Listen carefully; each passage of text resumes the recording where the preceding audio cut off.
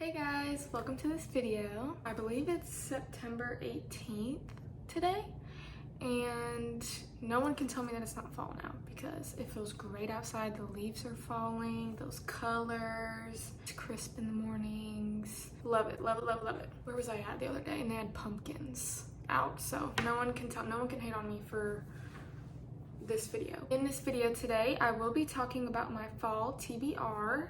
Just the books that I plan on reading this fall season, the remaining of September, leading into October, maybe November, depends on how fast I get through these books. I won't be listing off these books in any particular order. I'm just gonna do it at random, but I will be starting with the first book that I plan on getting to in this list of books because I'm gonna be buddy reading it with my mom, Donna.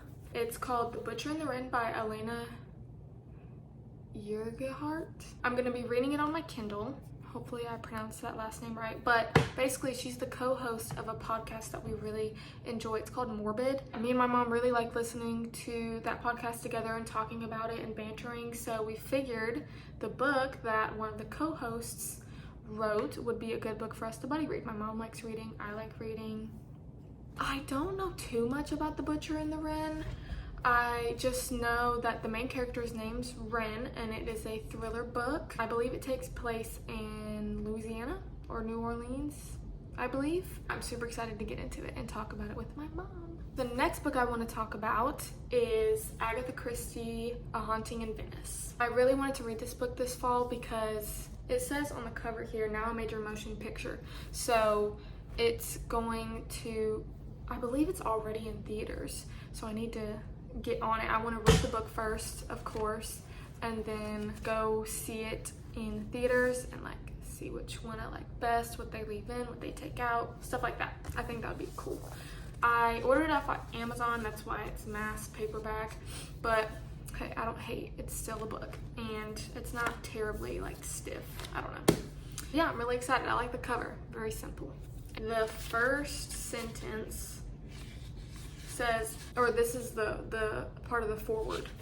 It says, a confession, I've committed a murder, possibly a justifiable homicide, but there is definitely a body on the floor, and that body looks a lot like the book you are holding. If that's not intriguing, I don't know what is. I don't know much else about this book. I just know it's more like paranormal, less like murder, I think. More like haunting, as it says in the title. Next book I really want to get into, The Only One Left by Riley Sager. I've never read one of his novels before, but I've heard tons and tons about all of his thrillers. It's a book of the month pick. I'm not sure how long ago it was. I know this is a pretty recent release though, so I'm very surprised that this was at the used bookstore that I went to get all these books that I'm about to show. Yeah, I'm super excited. Again, don't know too much about what this is. I really like to go into books in general, but specifically thrillers, without knowing anything about the books because I feel like it adds suspense. I just know that this has two different time frames in it. They both take place in the 19th century. I'm pretty sure has to do with a homicide and this house on the cover, but I'm really excited. I'm really excited to have an opinion on Riley Sager's writing now that I can read one of his books. Another book that I really want to get into this fall, you'll see a theme throughout these. I'm really just diving into the deep end with these mysteries and thrillers, but The Lying Game by Ruth Ware. I really want to, again, like Riley Sager, try one of Ruth Ware's books. I figured this one would be a good one because it's part of the Reese's Book Club. All the other books that I picked up from there I've enjoyed. On the back of this one it says, the New York Times Book Review, a single cryptic text, I Need You, reunites four friends in the stippling light of an English seaside village just as surely as it signals readers that they're in the hands of a pro. Super excited, and again, really excited to finally read one of Ruth Ware's books. The next book that I really want to get into this fall is The Lake by Natasha Preston. I know a little bit more about this book just because it was loaned to me by a family friend. I know a little bit more about this book. I know it has to do with like a camp, like a summer camp. I have never read a book that takes place in a summer camp. I feel like that needs to be a more popular like book setting. I think that's so cool.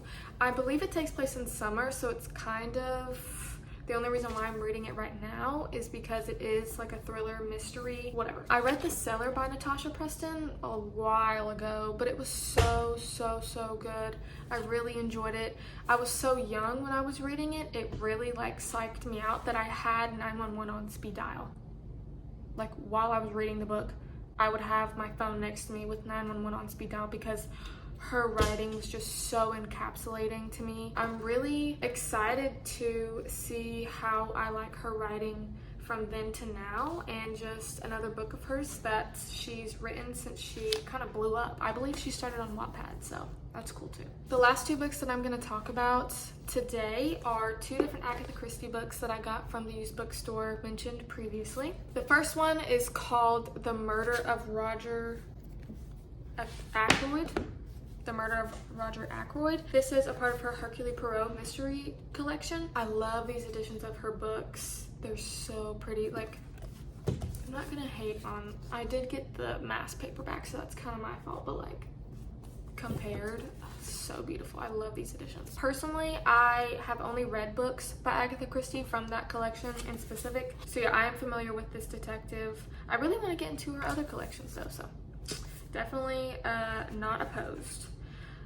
Again, reiterating, I don't know really anything about this book besides the fact that it has to do with a radio, I believe, or like mail, maybe. I'm not sure, but I know that Roger Ackroyd is a character. I believe he ends up dead, so that's cool. That's all I really know about this book, and I'm really excited. I want to own all of Agatha Christie's novels eventually, so just adding to the collection. All right, and then Endless Night by Agatha Christie. This one is, I believe, more on the paranormal side as well. I don't think it's a part of any of her collections. It's just a book that she came out with, no specific detective inside. So I'm interested to see how that plays out in this book because I've never read a book that's not Hercule Poirot as the detective, so we'll see. On the back it says, some are born to sweet delight, some are born to endless night.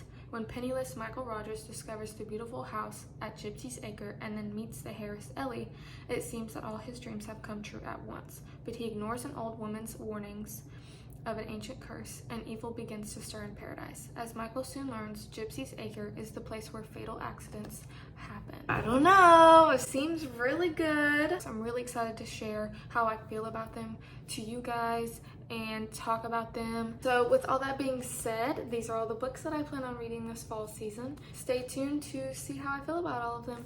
See you next time.